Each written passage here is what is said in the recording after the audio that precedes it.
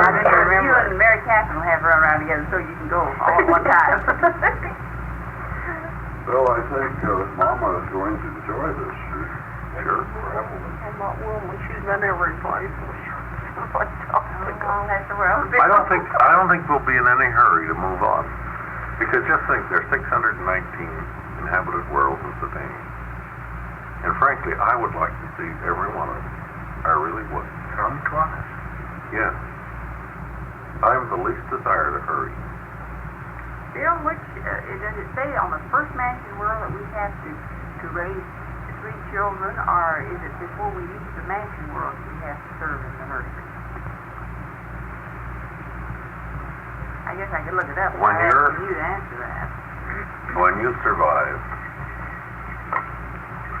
when we survive, our parental qualifications will be adjudged by a couple from Urantia who have raised 3 children. This doesn't say begotten, it says raised. There's a difference. Yeah. And if we are adjudged to be deficient, then normally we would make up that deficiency on Jerusalem, working as babysitters That's after we for the Adamites. Well, this is the next place we can get the babies. Or if we had growing children on the nursery world, we could work off half of our deficiency, helping raise our own children. Well, that's what you just mentioned. 1/2 of our deficiency. Yeah, I have one. Yeah. I didn't want to say. Otherwise we get some experience babysitting the little Adamites. The Seraphim have to do that too. They have to get their parental experience with the Adamites, because Seraphim cannot get their kind. But this experience is required. And that's what we want.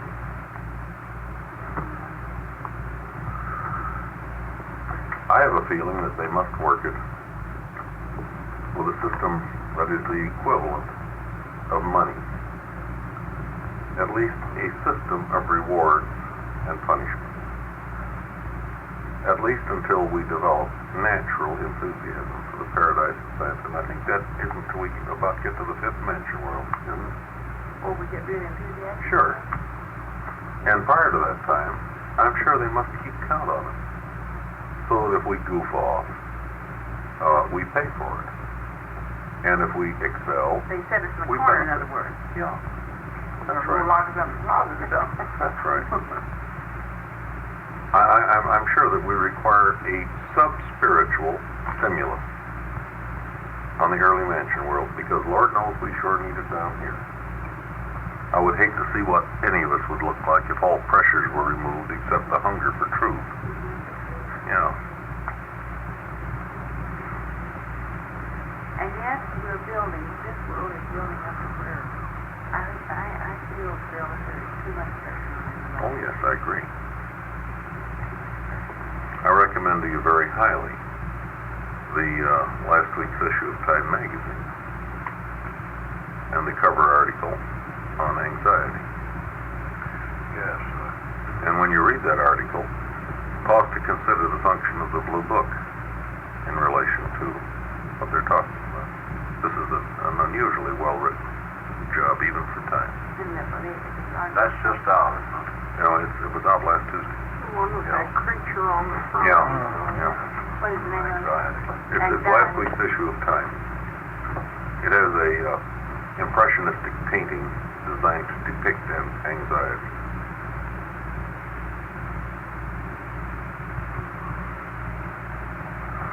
Look, The cover story.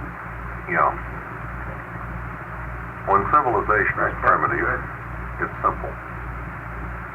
When we attain the age of light and life, civilization again is simple.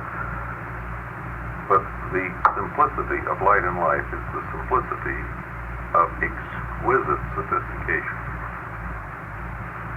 During the intermediate stages, civilization becomes very complex.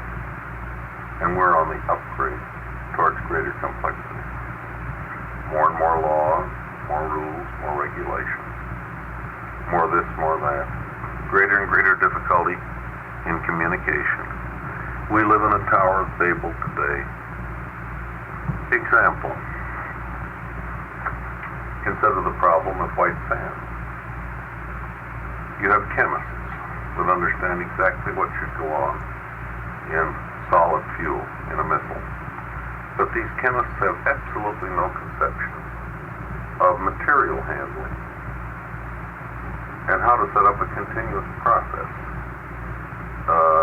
mix of these chemicals.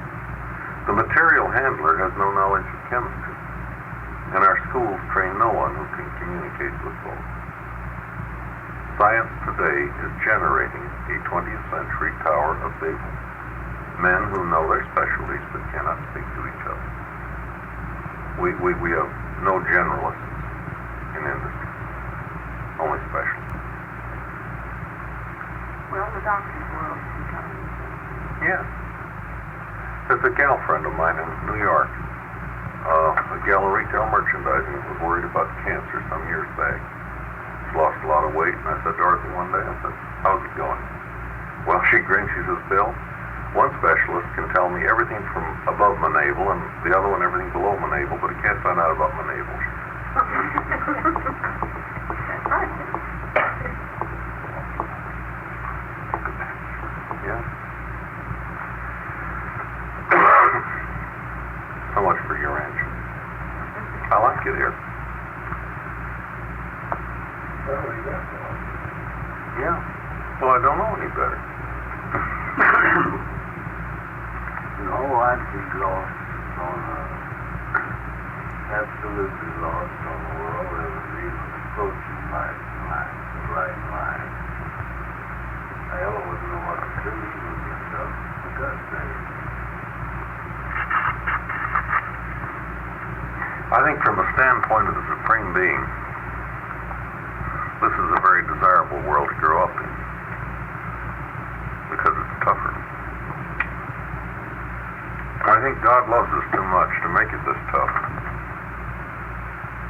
But if his creatures make it this tough, he doesn't undo what they've done. World creatures. Yeah. Lucifer was a world creature. Caligastia was a world creature. Annas and Caiaphas were world creatures. Joshua ben Joseph was a world creature. And you can't say that they're, but you can't say but what we may very well blow ourselves clear into space. Because that would be world creatures working. At this point, I think they'll stop us, Wilma.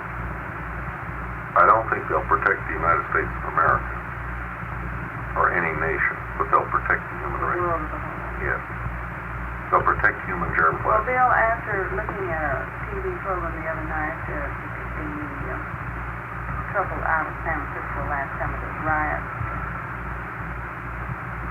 I just don't see it. We can't put up any kind of a defense against communism or what it's going to become. Overcome us? Communism is going to overrun the United States. Oh, no. I don't think it is. Oh, I'll tell you, our laws don't protect us. When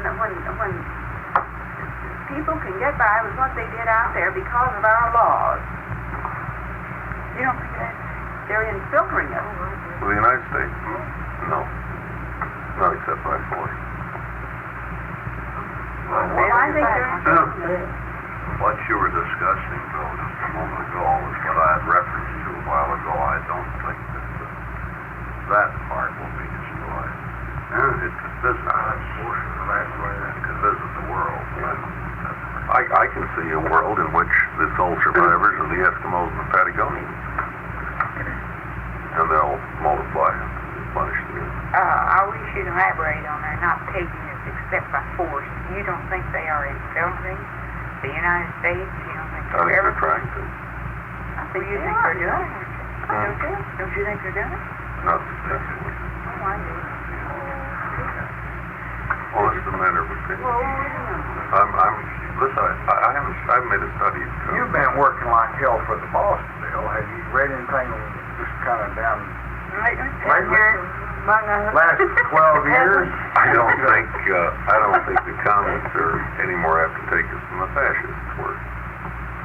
And please, I make no distinction in my thinking between a fascist and a communist. Now I grew. weren't trying to suffer. Oh yes. Oh yes. I grew up in a corporation that was intensely fascist. Oh yes. Is it their intent to spread their fascism to world domination? Is it Well, no, I'll tell you what I was subjected to in that corporation. An incessant bombardment that it's going to be either communist or fascist. Now, which way are we going? And me and one Jewish attorney used to comfort each other and say, we ain't going either way. How was the Battle of El Alamein lost by the Nazis? Why was it lost? El Alamein? You were in an oil company at that time, weren't you? Yes. Integrated, well integrated. Yes. Why was that battle lost? El Alamein? Wait a minute. Well, it was the whole campaign, Sahara campaign lost for the Nazis. They cut their supplies in the Mediterranean. One basic ingredient. Oil. In a bin, oil. Grease, not gasoline, but grease, oil. Sand versus the axle.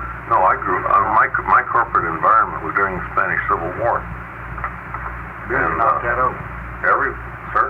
You're not that old. I was working in this oil company during the Spanish Civil War. Oh, And, excuse me, I'm with you. Okay. Spanish Oh, War. we... I know the sentiment that was in that company. And I'm carefully not naming the company on this recording. But it was a very strong pro-fascist sentiment. Very strong pro-fascist. As a matter of fact, I was pro-fascist during the Spanish War. At least I felt that they were right.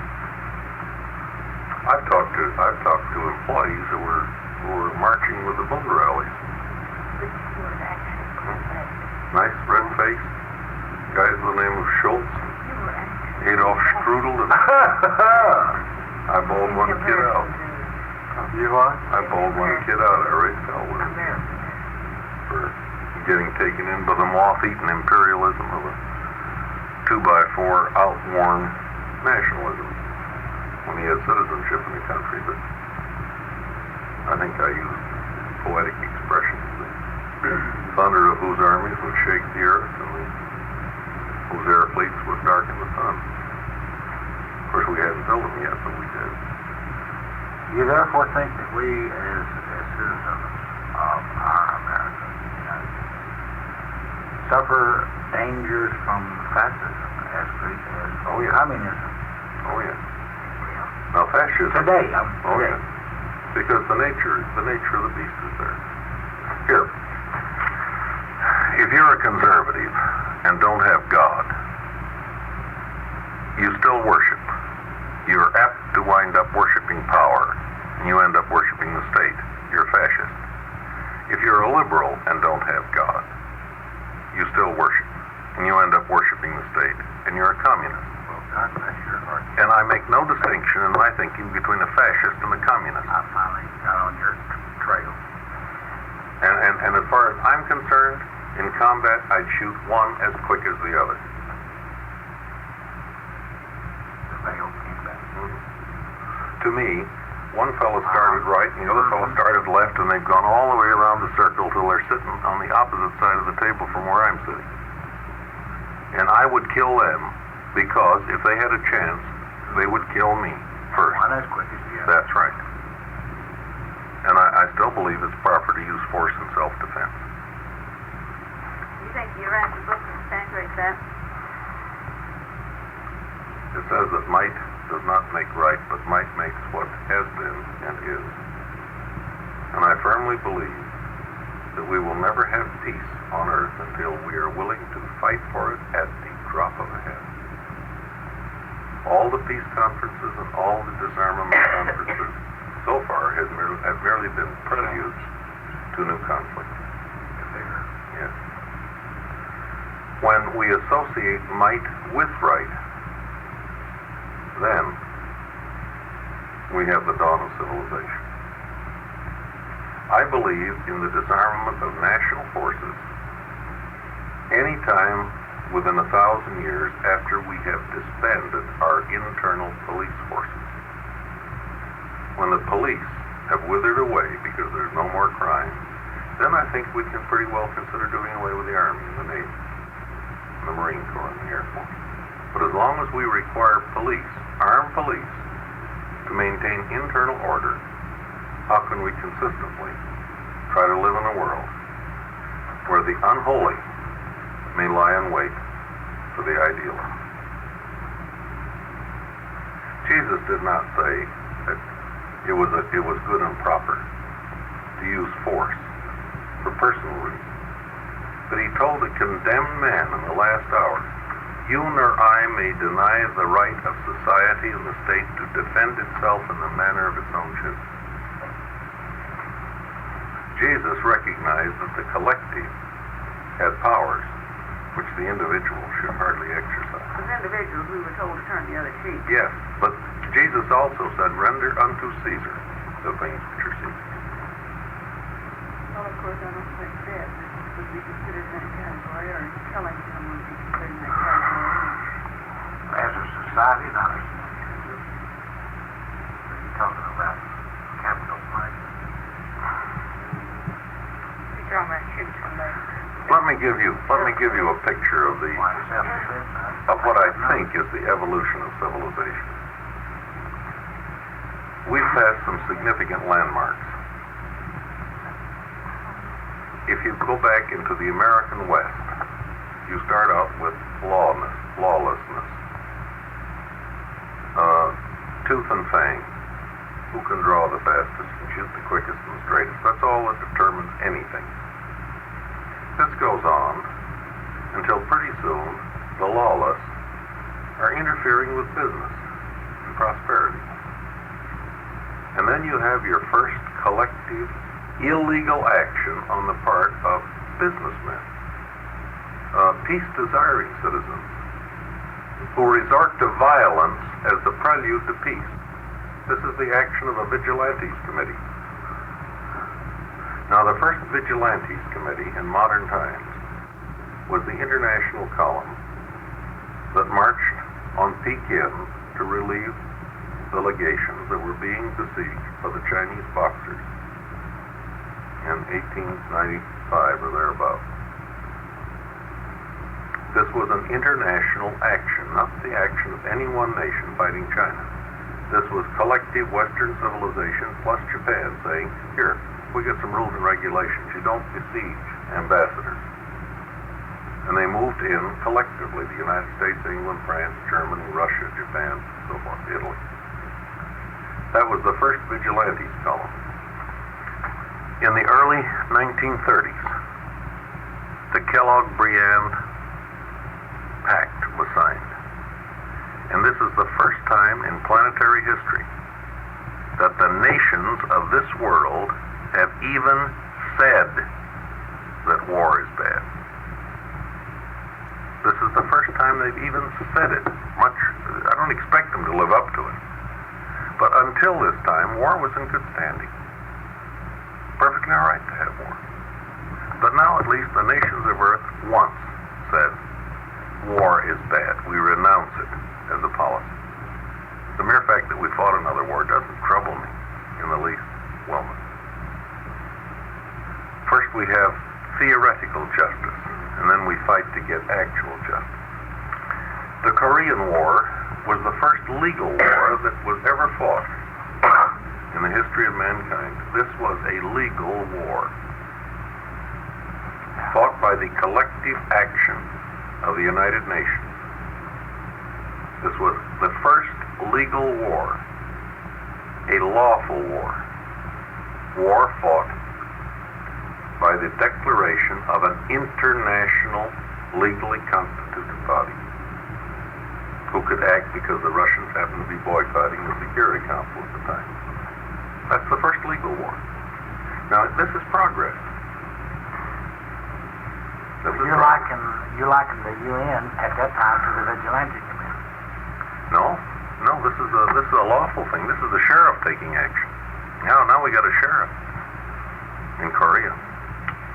We've had UN troops in the Gaza Strip. We've got UN troops in the Congo, and it doesn't trouble me too much. They're not too effective.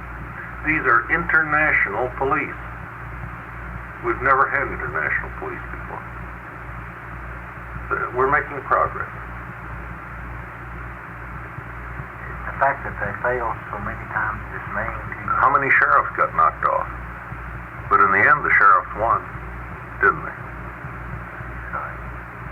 But in Abilene, I'm sure the first sheriff had an awful rough road to hoe.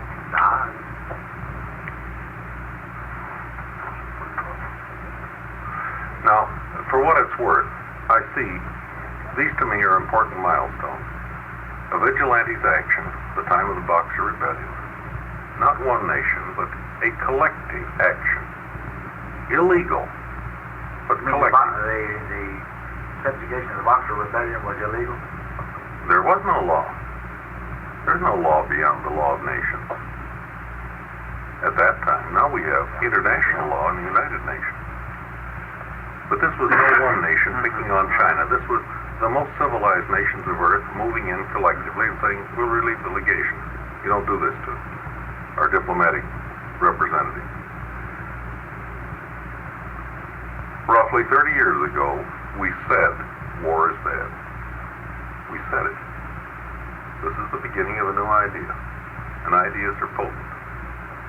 In Korea, we fought our first legal war. A war that was fought by the lawful decisions of a lawfully constituted international body. This was a legal war. The UN police are not in Korea as invaders.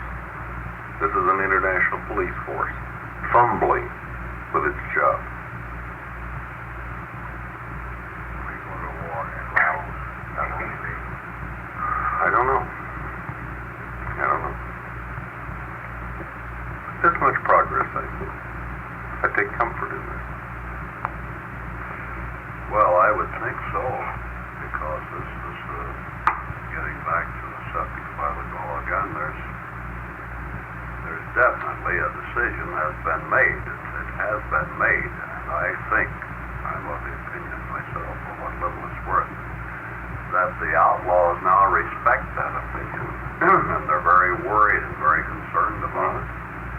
And that's why I can't believe that they can go any farther than they have gone already. We'll see. We'll wait and see, but of course to us it would make no difference when we're talking about light years time and the world's. But it does make some difference insofar as our own Christian civilization. This is correct. This is correct. Here, when you vote in an election and lose, why don't you take to the hills with your possessions, your firearms, and prepare to defend yourself from those who were politically victorious? Let's analyze why we don't, because some people do in some countries. When they lose an election, they do take to the hills. What is it that leaves us unperturbed in terms of personal safety? Our ability to do business, our ability to worship, our ability to move about freely. Why are we unconcerned about being on the losing side? It's because of ideas. These ideas are more tenuous than clouds and stronger than steel. We trust, hence we do not fear. And if we did not trust, we would take to the sticks with our shooting irons. Just as I have personally seen in Nicaragua. If you want to read what I think is one of the best treatises on government that was ever written, get a translation of a book written by an Italian historian. It's called The Principles of Power. The author is Guillermo Ferraro. Slow now. Guillermo, Guillermo. It's William in Italian. Hang on. Ferraro. I know his nephew. He's a physician in Canton, Ohio. Bill Ferraro. Principles of Power. He was exiled by Mussolini, and he wrote in Switzerland. And he analyzes what is and is not legitimate government. And he analyzes these ideas which make representative government work. Not constitutions, but these ideas, these trusts which are built up, by virtue of which, yeah, we lost an election, we pay our election, but so we go on.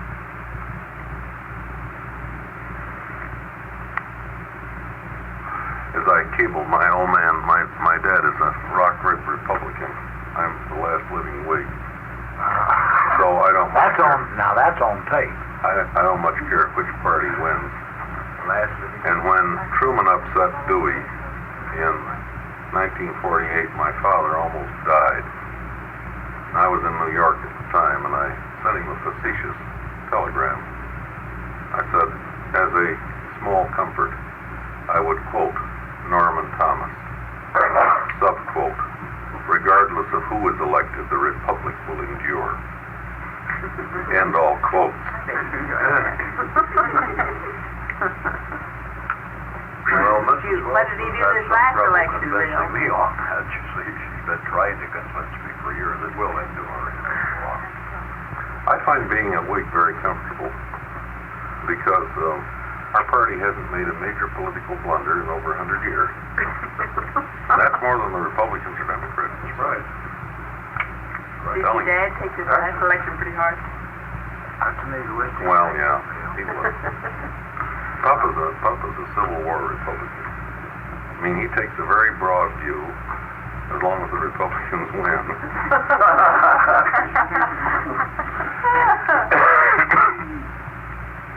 I'm kind of glad that we elected a Catholic.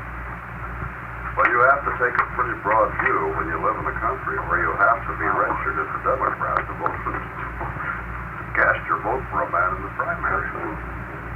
I think one of the most amusing things that happened is Kennedy fighting the Catholic hierarchy with the Baptists and Seventh Day Adventists lined up behind him.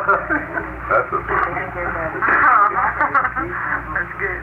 You know, Bill, don't you think he's a pretty tough guy? Kennedy? Yes. I decided that Nixon was dead when I looked at the TV show.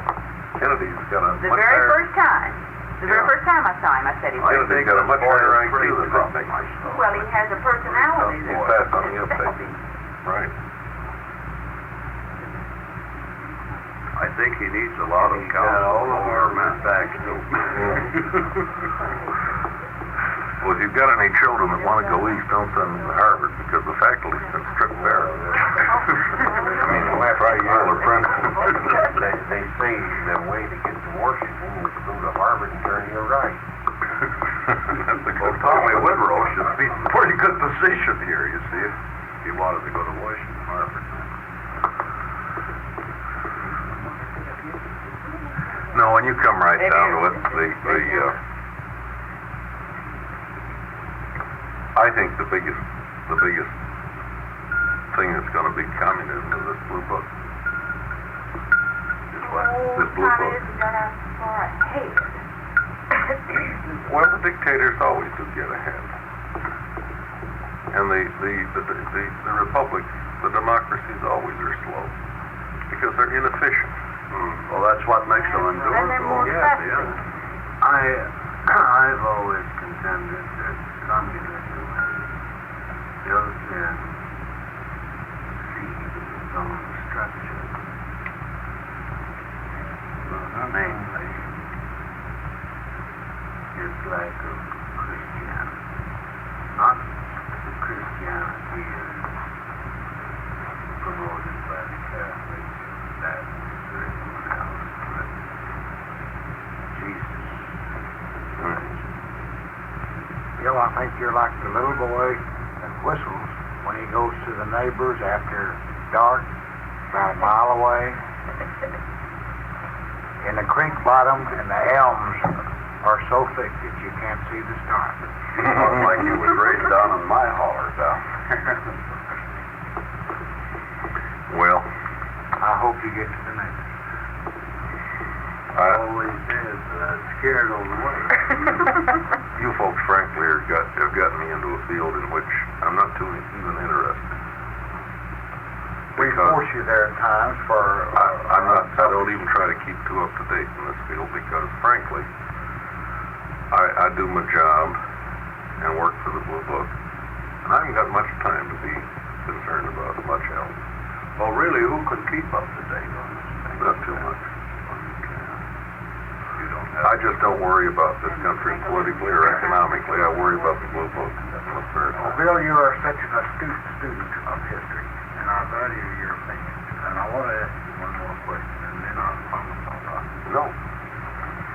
What is the closest cousin to your communist? Is it not socialist? No. What's the closest Oh, cousin? a socialist. Cousin. A socialist without religion could become communist. So Yeah, could a in fact, liberal. without that attribute that Bill speaks of, they're one and the same, Now look, aren't they? you give a person religion, and you have conservatives and liberals. The conservative calls the liberal a radical. The liberal calls the conservative a Tory.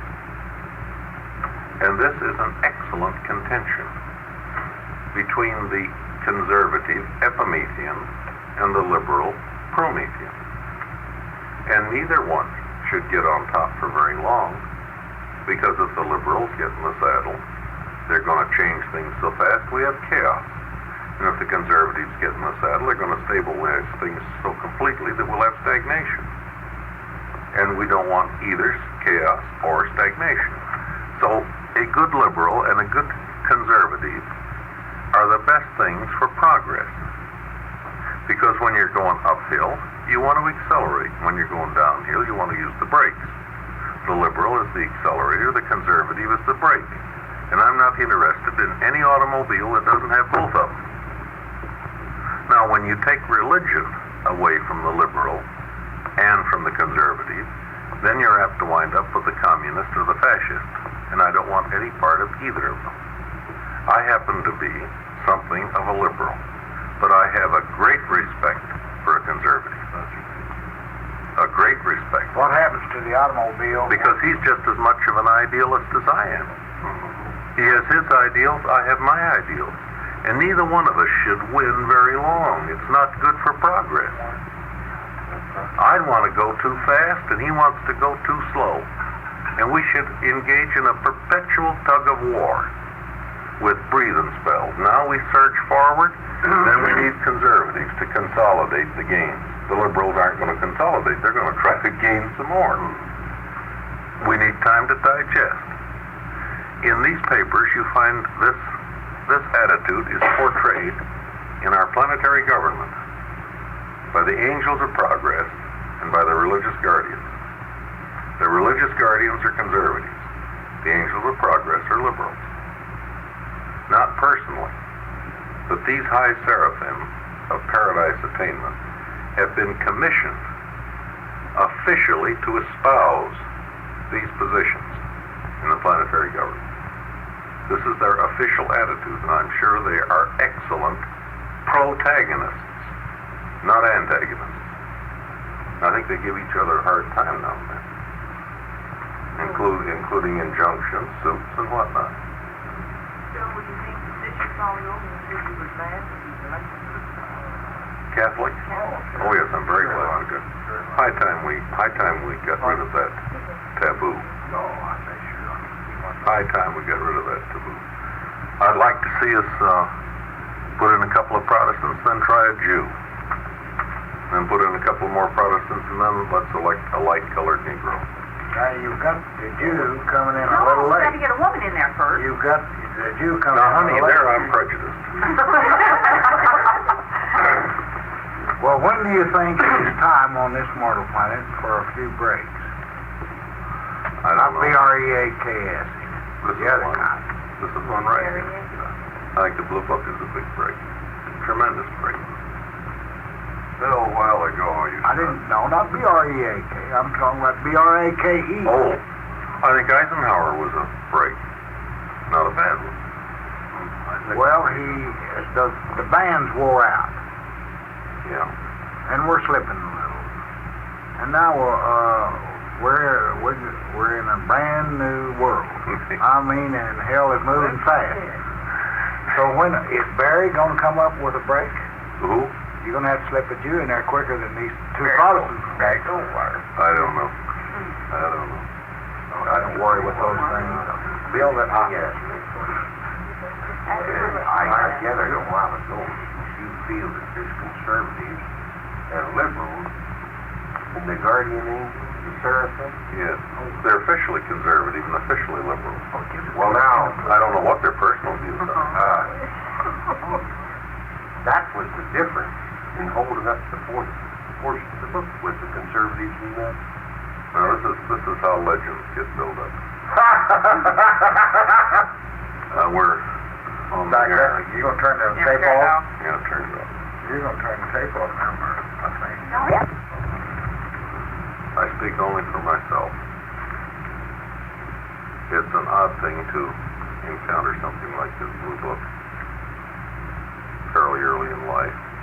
I encountered it when I was in my teens. And I've lived with it ever since. And I've thought about how to spend one short human life. And I've tried to organize my life simply. The first thing I try to do is take reasonable care of my health. I've been a little spotty on that in the past. Maybe if they pound on me hard enough, I'll do better. Then do a job. Do my duty. That means earn a living. All that attaches there too. I live in a big city, so I have no community ties whatsoever. I just don't do anything to the city of Chicago, except tolerate the corruption and cuss about it a little bit, and I do nothing about it. Then I work for this book. And if there's any time left over, I have a little fun. Occasionally there is. Next weekend I'm going to have a lot of fun. And Bourbon Street, New Orleans. And the French Quarter. I'll do a lot of hiking all over the place. Ma'am? Well, we don't meet every Every month you don't meet? Yeah, we meet every Well, month. tomorrow is the first Monday after the first. Well, we discontinued that. Oh, yeah. I'll erase that note out of my book. Yeah. And I think this way you can get something done in life. Now, if I didn't have this book, I'd probably do something in a way of better government. Or I'd try to, in some way, make a contribution to my day and age, besides just earning a living. But this thing takes up all my time. And if I have any more time, I'd rather spend it here effectively. I know a little something about the book, and I don't know beans about politics, except I know I don't know much. And it's too old for me to learn enough to amount to anything or to do anything in the time that's left. And I see people who put their life in little dabs all over, and I can't seem to get much done. But I think if you concentrate, then you can maybe add it up, you know, and spend your life effectively. Well, Bill, in that, you don't know how far-reaching perhaps your influence might be in the city of corruption where you have no neighbors. You don't know. I know that It might be a very far-reaching thing. I question it because I just don't do anything except live there. Well, I know, but in your thinking, your meeting, and your discussions, and your enlightenment, that alone. I can only tell what I'm conscious of trying to do. To me, health, duty, the blue book, trifle. That seems to make sense. Well, I can't think of a more full life than that. I haven't got much time. I'm not bored. I'm breathless sometimes, but I'm not bored. Very full life.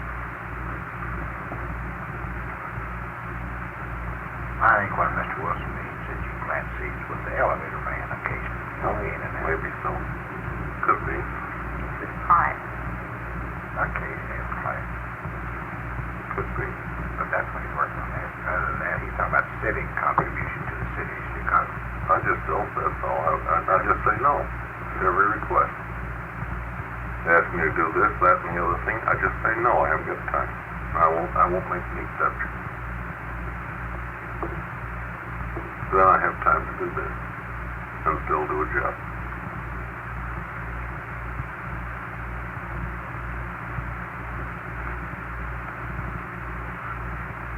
Well, we lived through Easter. Billy Gristle, you asked me the dirtiest, meanest question that anybody's ever asked me in a long time. That's a hard thing to talk about. Well, I learned a lot. Well, it's my evaluation of the trial and crucifixion. Well, it's a very, not glorified, it's a very practical answer.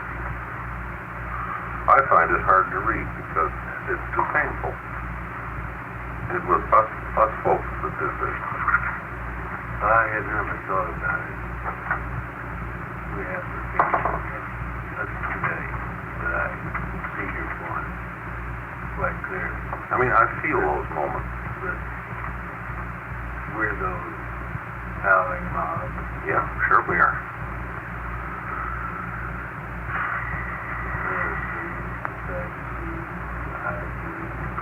We're everyone. We're all the characters. Yeah. The onlookers. The lady from Cyrene who carried the cross. The women who wept. How many worlds did you say that Melchizedek had to do with? The order of Melchizedek. Yes, the order of Melchizedek. 7. In the sense that one came and lived as a man among men. I think they're active on all worlds, but not as temporal creatures of flesh and blood. We're told specifically that this has happened only 7 times in the whole of the universe. Macaventa's incarnation being the 7th and most recent. The other thing I wanted to re-ask you was, you did say that David was the only human being who said goodbye to Jesus. Yes. David Zebedee. Yes, right. Brother of James and John. He said, Master, I'm going to miss you. I've enjoyed working. Jesus said to him, as I recall, well, David, he said, many have done those things which I asked them. These things which you've done unbidden. But you too shall work for me, for we're both going. And you remember he asked David if he had a runner? He asked David if he had a spare runner. David says, sure. So he sent for him. The runner's name was Jacob.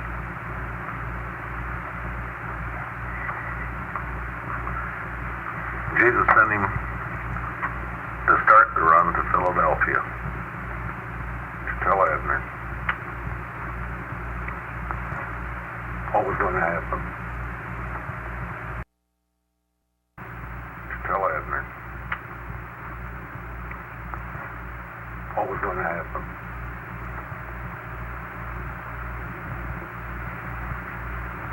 You consider the temporal power which this Jew might have wielded. When he said to Jacob, he said, Jacob, don't worry about going down the bloody way to Jericho. For tonight, an unseen road goes to your side.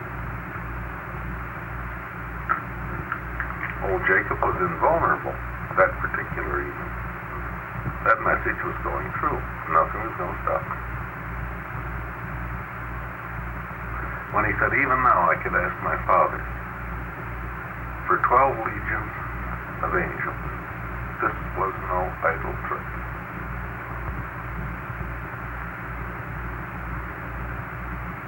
What a temptation to vindicate oneself, to have power and steadfastly refuse to use it for personal aggrandizement. This is the mark of a high civilization. to quote from the illustrations of Mirage and Motor.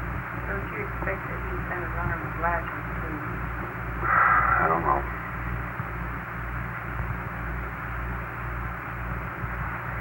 And don't you think that he wanted that runner to go far out so lashes would know? Possibly. He sent that in the line.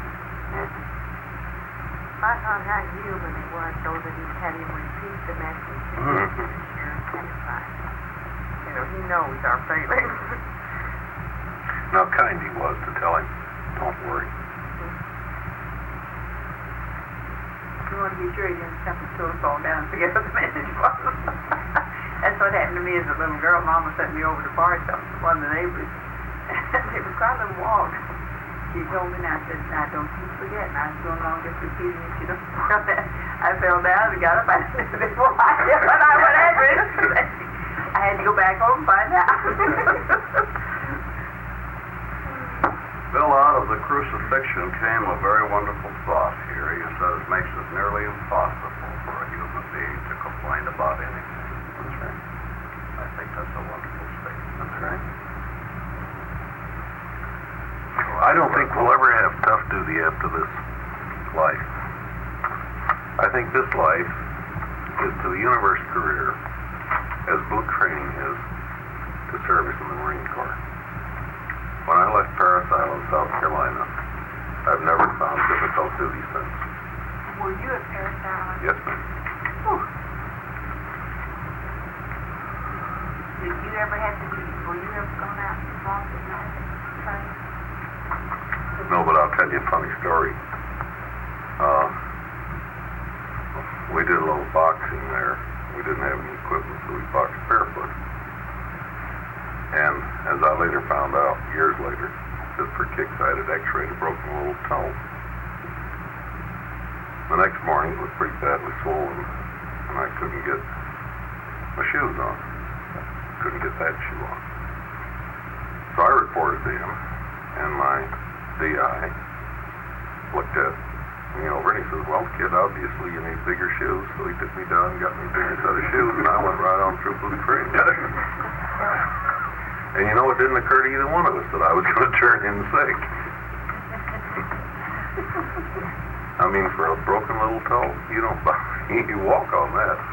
Now, big toe might incapacitate you. Well, I've had a broken toe twice, and I didn't keep me going. Mm-hmm. My boy said that he was fearful of a great many things until he had to make his first night jump. He was a paratrooper. That would be a thriller. They took away from him a lot of these things that bothered him. Sure. So he's no longer afraid of a lot of things. I'll tell you honestly, Wilma, I don't hold with standing duty and drinking vodka, neither does the Marine Corps. I mean, this is not according to file. But as far as toughness is concerned, the treatment I received in Parris Island, I've looked back on in retrospect, was one of the kindest ministries that was ever extended to me in this life. Even though it was tough. It was the most kind thing in the world because they were teaching me how to stay alive under extremely difficult circumstances. And on one or maybe two occasions, I used everything I'd learned. And since I'd learned it, I didn't have to think about it. I just did it. All right. Right. Well, you goofed off on your training. This I can't bet be he did in done. Nicaragua. This can't be done. You can't goof off. That's the beautiful part of it. They've got you. They don't let you goof off. You try to goof off and it gets real bad. You think we can goof off on that? You can't cheat in this life either. I see this wrong. That's right. No, I look back on that training in the light of active service later on, where they use live ammunition. This was very kind. This is how you do this. You've got a better chance of surviving. And if you're going to go into a situation where you might risk your life, gee, what a wonderful thing to be trained how to become very difficult to kill. You know.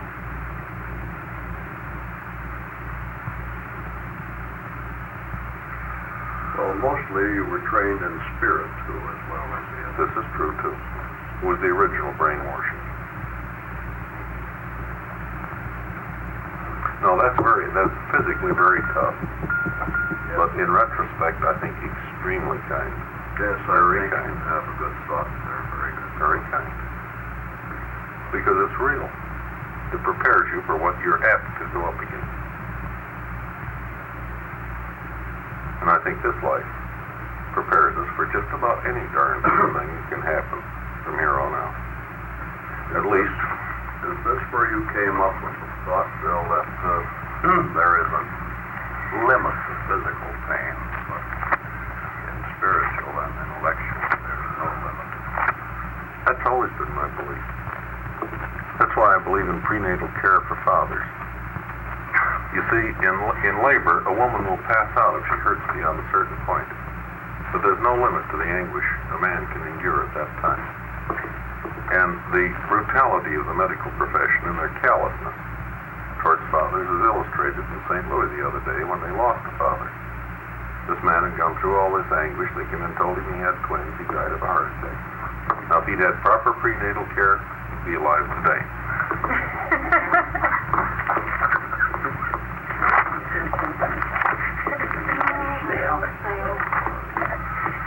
I just don't believe in the way they handle fathers.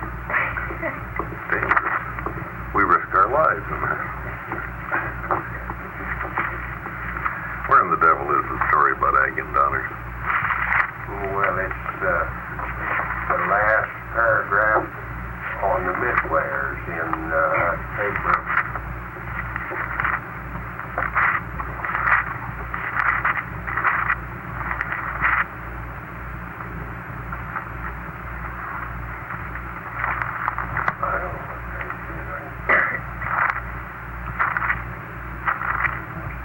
Well, you look there. You all look there, I'm going to look somewhere else, because I never can find this darn thing.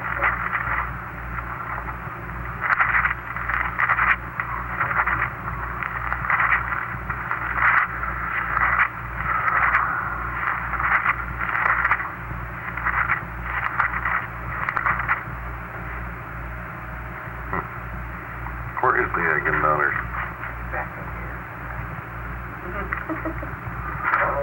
It's where they tell us that Teva Manch is an Agendauner.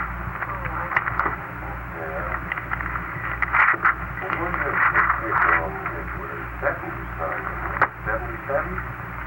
Is it 77?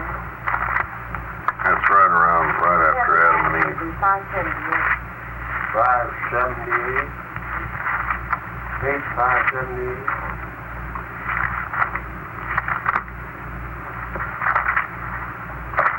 There's 3 references to Teva Manch in here. Yeah, the rewards of isolation. Yeah, there it is. That's it. Now, that's in the Planetary Princes. It's always where I don't expect it. That's right. I was just thinking about this word. I was thinking What's the about, last paragraph, though, JB? I was thinking about ABC 1 and 1, 2, 3, the first, and so forth.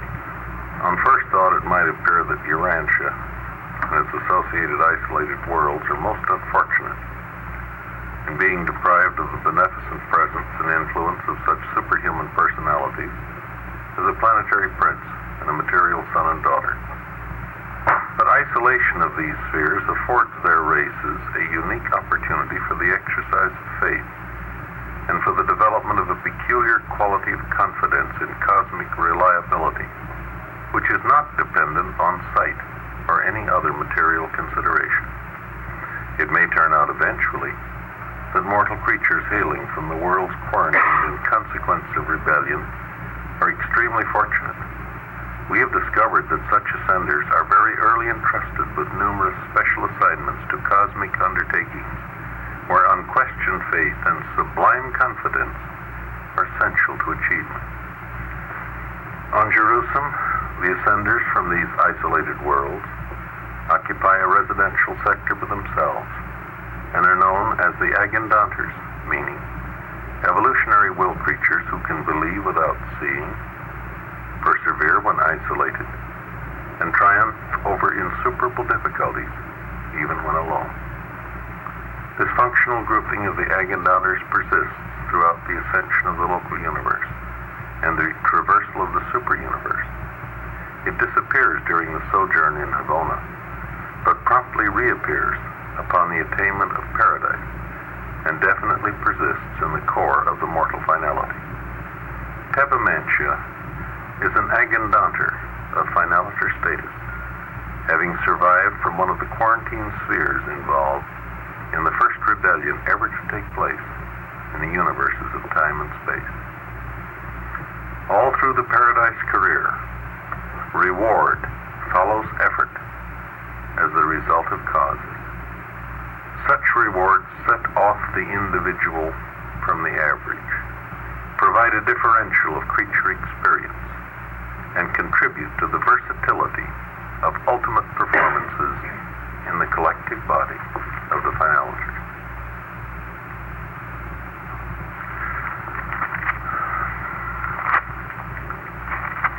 Go back to the stole of Jesus, see if I can find a quote.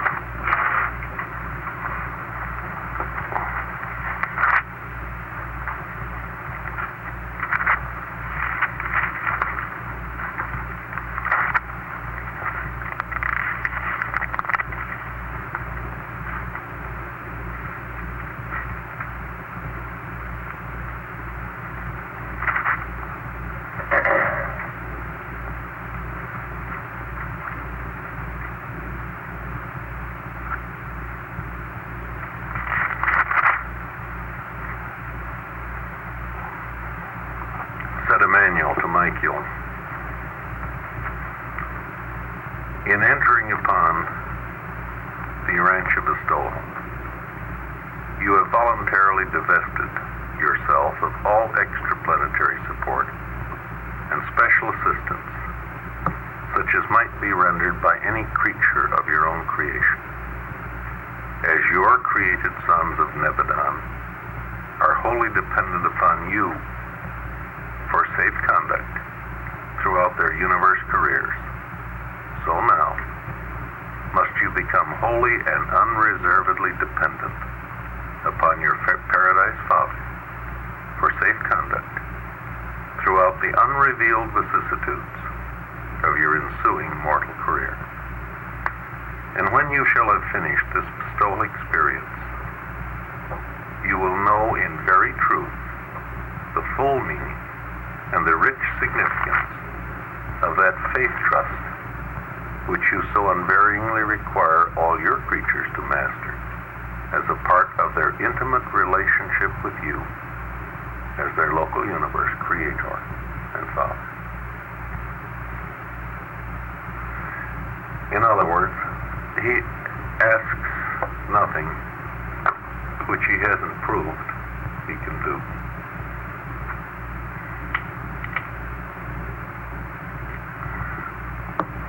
And again, of the master more is expected than of the servant. Of the Creator Son, more is expected than of any other son in a local universe.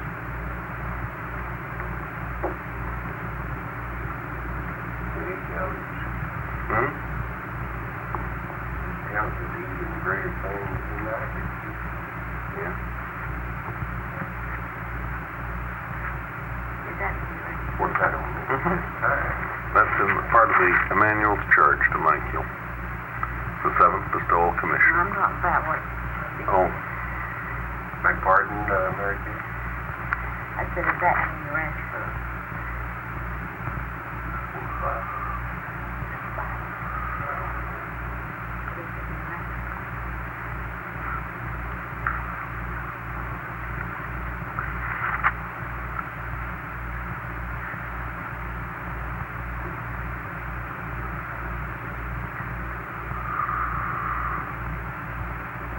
in all that you may perform on the world of your bestowal,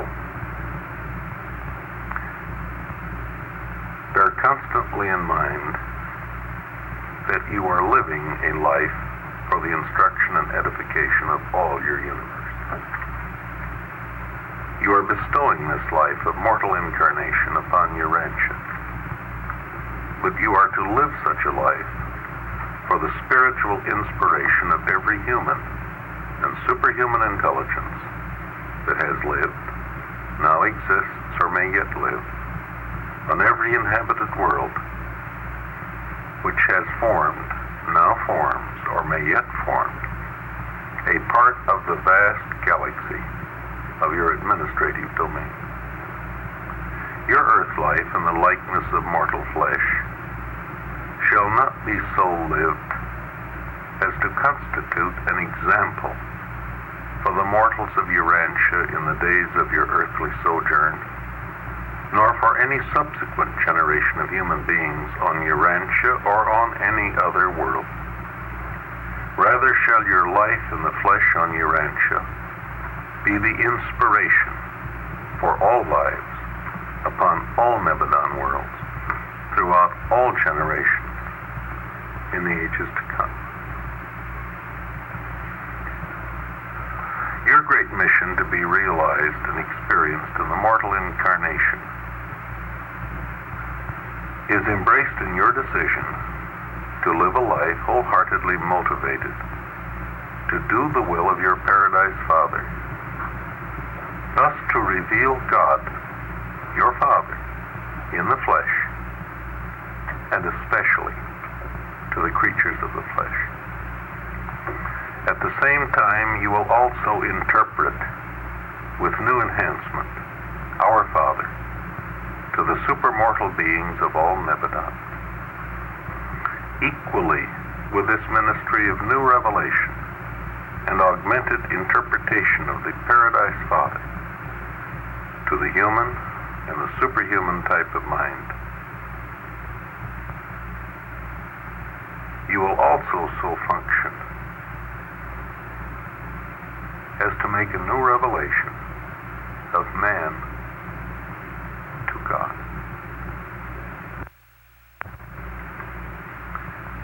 Exhibit in your one short life in the flesh, as it has never before been seen in all Nebadon,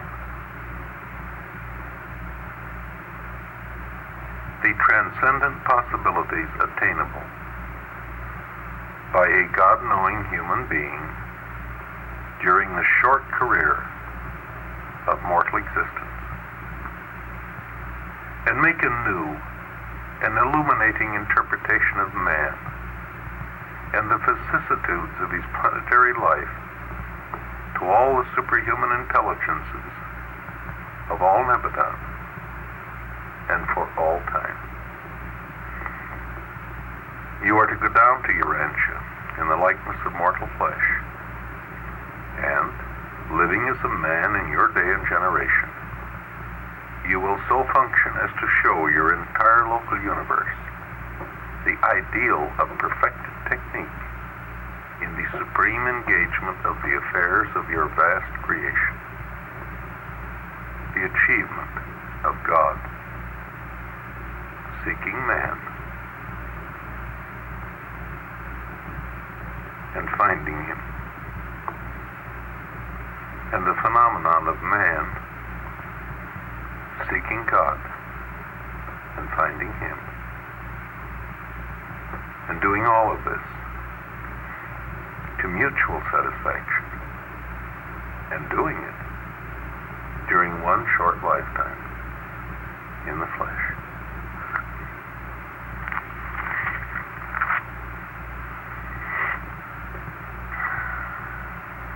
And now may your Father and my Father, who has ever sustained us in all past performances, guide and sustain you and be with you from the moment you leave us and achieve the surrender of your consciousness of personality, throughout your gradual return to recognition of your divine identity incarnate in human form, and then on through the whole of your bestowal experience on Urantia, until your deliverance from the flesh and your ascension to our Father's right hand of sovereignty.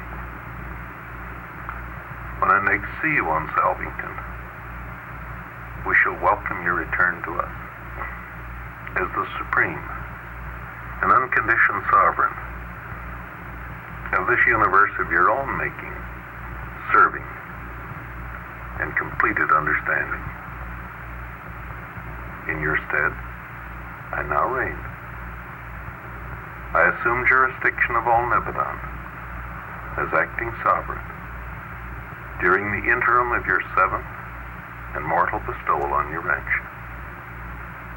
And to you, Gabriel, I commit the safekeeping of the Son of Man about to be, until he shall presently, and in power and glory, be returned to me as the Son of Man and the Son of God. And Gabriel, I am your sovereign until Michaelus returns.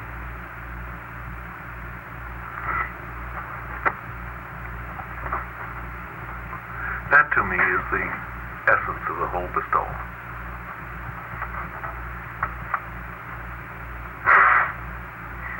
Show man what God is like. Show God what man could be like. And show all of us how they can meet and find each other. And do all of this very quickly in one short life. And it was short. My Lord, he did it in 32 years. Yeah, and the average person is mature for 30. He did it in 32 years. He was finished. The whole public career was a postscript. The bestowal was finished.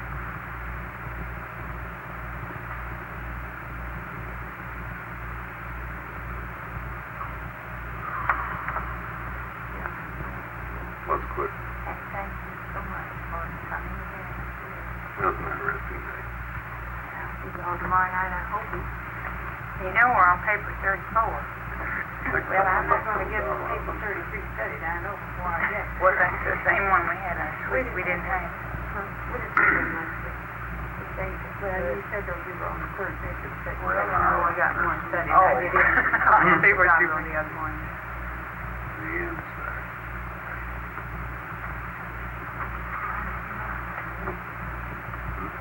She wasn't majesty, there was you gave her by yourself. So Mike is this one.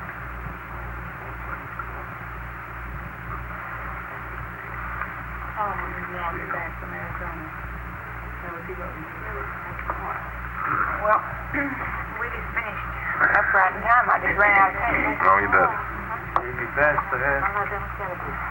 No, we passed it on Wednesday night following, so we don't embarrass anyone. Wednesday night subsequent to Bill's visit, we remind everyone. That's Monday, Wednesday. Monday, Wednesday. Now, if you don't think you'll make it Wednesday, you might speak with Helen as you leave. Why? He brought the Sunday.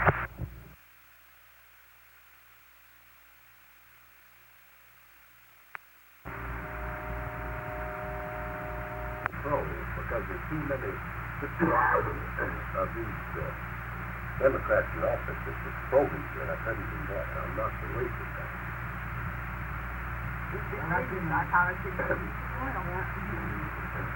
That's a wonderful concept, you know. I've often thought in the book, the angel of progress that Prometheus is in the church of the and they're officially commissioned to argue with each other. And the Sheldon points out if either side wins, it's failure. Because if the Prometheans win, they change things so fast that you end up in chaos. And if the Epsteins win, they stabilize things so thoroughly that you end up in stagnation. So the best progress is made by a tug of war between the two. Yes. I find when the Republicans are in, I feel liberal. When the Democrats are in, I feel conservative. Feel conservative. The conservatives are the Republicans are. Then they have the liberals. And then they go too strong and they change. That's right. Well, you're eating on your digest. If you keep on eating, it's pretty bad. And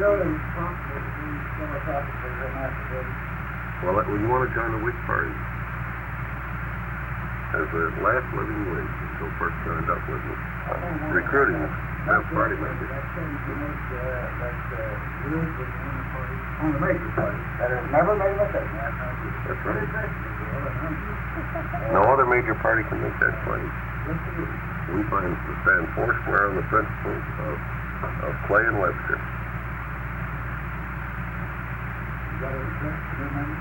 Bert, get him informed and swear him in private. Hi. Hi, Bill. Good to see you. That's a labor of love. When we get elected, we'll collect that city. Burke asked me last night to kick this thing off today by exploring the adjutant mind spirits of the local universe. And with your permission, I'd like to do that. Is it agreeable, Joe? More than agreeable. Well, first of all, they're one of the supreme spirit groups. They belong to the same group that starts out with the master spirits, circuit spirits, reflective spirits, creative spirits, adjutant mind spirits, reflective image aids. Like the circuit spirits and the image aids, the adjutant spirits are not personalities. If you'll notice, when you get into the beings of origin in the third sources centers, or who are classified as spirits, you get into some gray areas about personality. This is not true with the sons. The sons are always personal, completely personal. The master spirits are apparently personal. The reflective spirits are personal, but non-contactable by creature personalities. The creative spirit is in a class by herself. I have the belief that she is a becoming personality. The spirits of the Havona circuit are not personalities. They're impersonal spirits, although they give origin to personal tertiary supernovae. The reflective image aids are exactly like their ancestral reflective spirit, and they are images, not personalities. You can't deal with a reflective spirit, but those who have such business do deal with an image aid. And it's just, I guess it's like a closed circuit TV in three dimensions.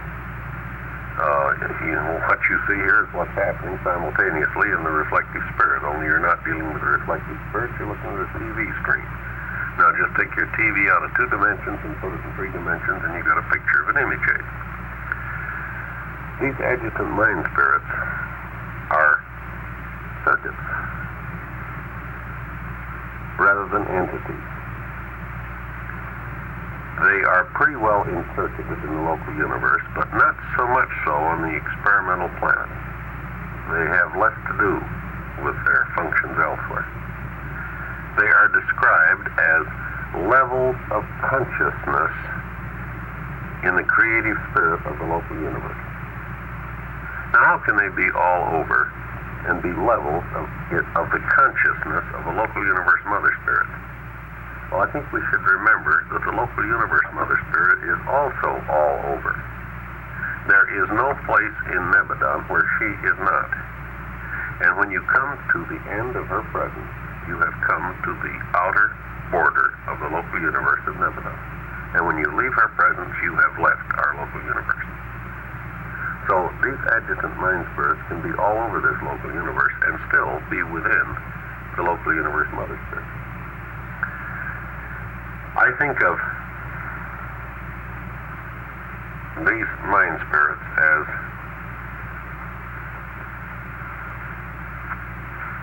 being a part of her universe space presence, a level of her consciousness, just like we have levels of human consciousness.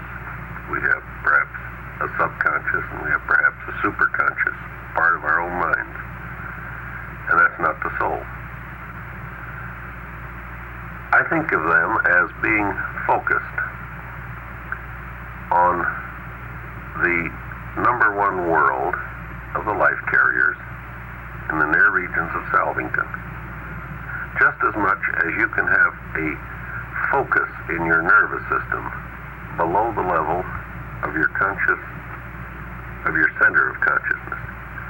Take, for example, at the upper part of the spinal cord, there's a gizmo there called the pons area, and it functions as a kind of a chief clerk running your body. And it's a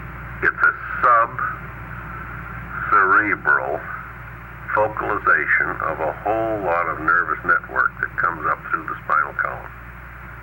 And it performs many automatic functions. And you can teach it, I think, or you can at least teach the back of your brain to do things when you do them many, many times. Example, the first time you drive a car, you're all thumbs. And pretty soon, it gets easy. And it gets easy because you're not thinking about driving anymore. Because that whole thing is being taken over by the back of your brain, which is mechanically much more efficient than the front of the brain, but it can't learn directly. It has to be conditioned. You repeat the act and repeat the act and repeat the act, and finally, this stupid chief clerk catches on. And when the chief clerk catches on, the chief clerk can move a lot faster than you can move. Not my parents. Yeah. Example, you're driving along 35 miles an hour, and a little child runs across in front of your car. Your reactions are instantaneous. And if you had to make a conscious decision to put on the brake, you'd probably kill the child. But you act so much faster than that. When this chief clerk is with it, the chief clerk is really with it. I think of the seven adjutant mind spirits being focalized on the first world of the life carrier. It's like this pons area in the consciousness, in the mentality of the creative spirit of the local universe, if you please. The first five adjutants register quantitatively and qualitatively. There, in other words, you got all kinds of dials, and you can take a reading off of how they're working in any living creature if you want it. So the book says that means a lot of dials. How much of this adjutant is registering? For example, you can tell if you're a born Republican, you can tell right away that none of them are registering the Democrats, and so on. They're operating on the mechanical levels of non-teachable mind.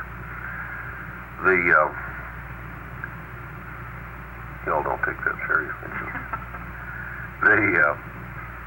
The last two adjutants, you can determine if there is a qualitative registry, but not a quantitative registry. The last two adjutants, worship and wisdom, register directly in the creative spirit herself. And there's another interesting statement that only the personality aspects of mind repercuss in the Supreme Being. And I think that is one of the significances which should be attached to the statement, the act is ours, the consequence is God's. Remember in the illustrations of Miran Shimoda. Now, we have a hard time thinking about these adjutants, I believe, because as we think, we experience, and we probe within ourselves in terms of our own subjective experience with consciousness. And we can never get a pure analysis of adjutant function because our minds are not only seven adjutant minds, there are at least three spiritual influences within or impinging upon our minds. And what's more, our minds are personal minds. And the personality which we have colors our mind just as much as this tablecloth is colored green. So we can never feel the experience of mind except it be a personal mind. For example, let's take the fifth adjutant, which is the highest of subhuman adjutants, the spirit of counsel. This can mean one thing as we evaluate the spirit of counsel. This means sitting down and taking advice, getting together, discussing it, talking it over. But to a higher mammal, this is nothing more than the herd instinct. Do you see what a different value there is to the fifth adjutant? Whether this be the final adjutant or merely a component of human mind. What we call counsel is not what a horse would call counsel if he could talk. They just want to be together. The spirit of counsel is a far cry from the herd instinct. And yet, when the fifth adjutant functions as the final adjutant in mammalian mind, this is the herd instinct. When it functions as a mid-adjutant in human mind, it is the spirit of counsel. Similarly, the third adjutant, the spirit of courage. Now, the word courage implies bravery, and the word bravery implies the possibility of default. Is courage desirable? Says the Blue Book. But this is a strictly human concept involving moral choice. Moral courage is a far cry from animal pugnacity, which is simply a material survival technique, the will to fight in a corner. Do you see how different this is? These adjutants are described here in general terms as they apply to human mind and personality, regardless of spiritual influence. The presence of personality invests all of these adjutants with added significance and meaning, which would not attach to their function on mammalian levels. Even the seventh adjutant, when that adjutant functions, it modifies the significance of the first six, because the seventh adjutant's function is a totalizing function, a unifying function of the acts of the other six. You'll recall, when you deal with a complete five-adjutant mind, as in the case of the highest of the mammals, or a spornegia, you also have a totalizing function. A five-adjutant mind totalizes to a sixth value, which is the identity of the animal. And this is not the spirit of worship. This is merely a total of a five-adjutant mind. Does anybody want the reference on that? Fine. I did my homework this morning. I'm loaded for bear.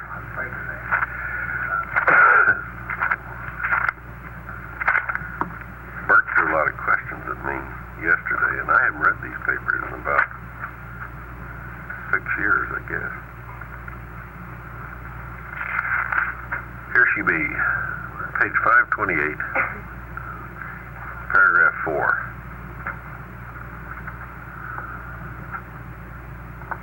Last sentence, 528, paragraph 4. The five-adjutant mind equivalates to a totality or sixth reality level. And it is this factor which persists as an experiential identity. Now they are discussing not animals, they're discussing spornogs. And this is the identity which can experience reincarnation up on the system headquarters. And the spornegia are the only beings which experience reincarnation. When the material body of a spornegia wears out, the life carriers fabricate another body and they move the old spornegia into the new body. And I would assume from this statement that any of the higher mammals here on Earth could be reincarnated if there were any point to reincarnating them. How about the mystical life? They don't die. They can just get a new body. they get a new body. They get dematerialized, and I presume rematerialized. They're not. They're neither human nor divine. Neither mortal nor immortal. Between. I think that's the origin of the term mid-sons. Mid-sonites. I would infer I from think this. it'd be fun to live for thousands of years in the same body or a new body and still live in the same environment Yeah. and learn and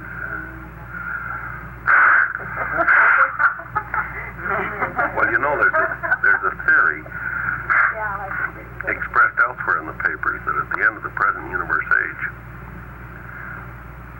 some of the local universe personnel think these Sparnegia may become more than animals. Now, if that's the case, let's say they become personal. And if God endowed them with personality, immediately two more adjutants would function. And they'd be people then.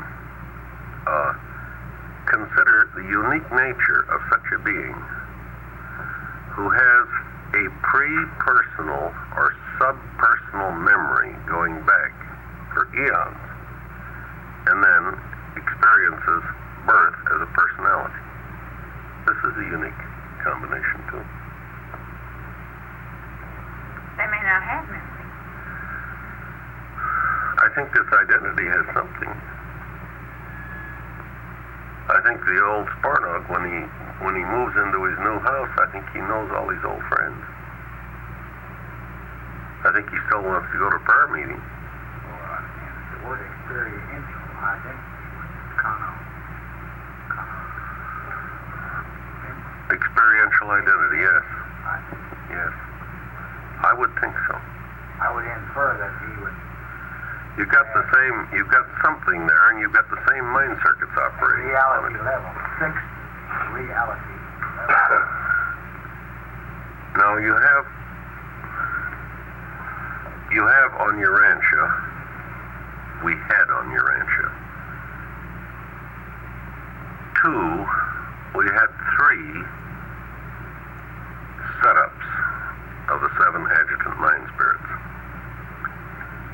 You had their initial setup, then their second configuration, and then their third configuration. Now, the first one isn't described as such, but I think I can justify this statement by inference.